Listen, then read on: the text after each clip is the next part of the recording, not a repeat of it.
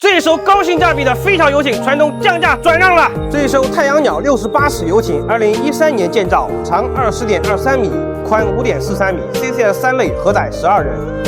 动力配置2台沃尔沃800匹马力发动机，使用3000小时。登上游艇，船尾的清水平台纯油木地板，稍微打理就很漂亮。尾部的沙龙区配有沙发和餐桌。进入室内，5.4米的船宽，2侧长沙发，再放个圆桌接待用餐，很实用，也不会拥挤。后部可以加装一个茶台喝茶会客，右侧还有吧台和冰箱。驾驶台通导设备齐全，配有雷达海图侧推。向下走，船头一个大卧室，配有独立的卫浴间。主卧旁边还有一个上下铺的客卧。继续向后走，右侧是公共卫浴间，对面是独立厨房。底舱后部设计一个 KTV 大包房。